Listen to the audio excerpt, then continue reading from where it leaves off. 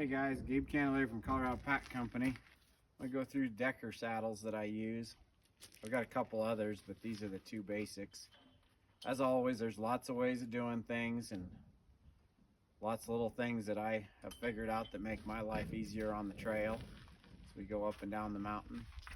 This saddle is a typical Decker, has rounded bars right here, real easy to use. Makes a really nice top pack if you're packing tents or something that hangs over both sides. These don't really mess up your load, punch holes in it or anything. You can use these little Decker hooks, set them up on your panniers, and they make a quick, easy way to load panniers. I like this for the protection of the animal. This is a half-breed canvas, really protects the animal from loads. This saddle has single rigging, and the way this is just some mule tape up to some piggin strings. These ones are a little different, also just a loop. Sometimes I get a broken string, so I just have extras on everything. It makes it real easy. I'm not looking for another one or trying to tie knots. I like the hemp for what I do. This ropes right here, these basket ropes come loose. You can make a barrel or a basket out of them real easy. They stay on the saddle pretty much all the time as well. Makes it easy for lashing up loads. This second saddle, this one was made by Vic Adams up in Belgrade, Montana. This second saddle over here on Pumpkin is a modified Decker. You can see the vent rings up here, and I weld these chain links on the back for holding my panniers on. When I use Utah bags, this works really well. They stay out of the way. You can add these ropes to make a basket hitch, throw them right on there. They don't get in the way. These rings right here you can tie to all kinds of loads. Easy to put carabiners on, snap things to. This is a light skirted saddle. It's still full skirted. It can be double rigged.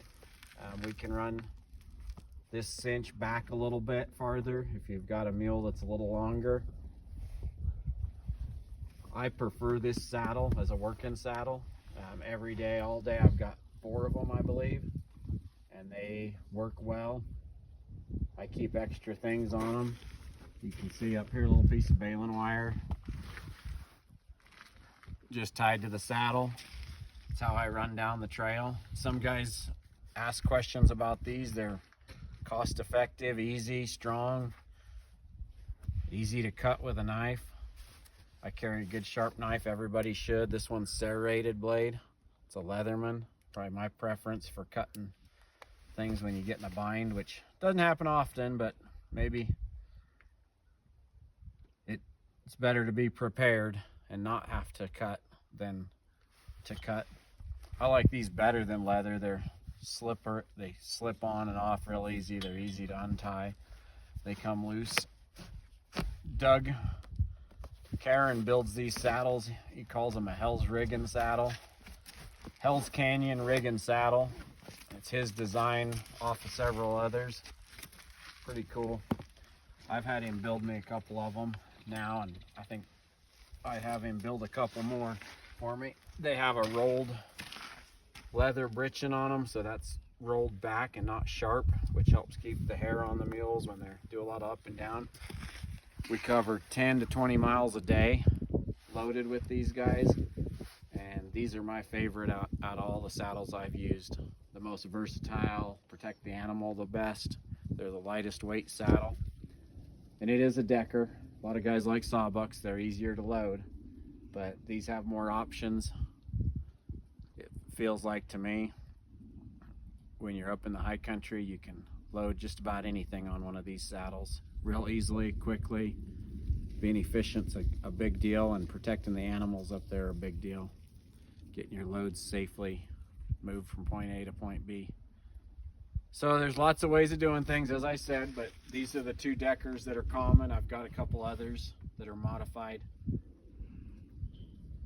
as well, but I like this particular saddle and I use it the most every day. Comes off when I unsaddle, comes off super easy. One buckle there, the cinch. Push this to the back a little bit. I pull the britchin up. Come around on this side. I've been told don't crawl under your mule's necks. I don't think these mules care. They go day in, day out, in and out of the trailers and all around, crawl all over them. That's how I put my saddle away, real quick and easy. Everything's there when I come back to slap it on. Thank you.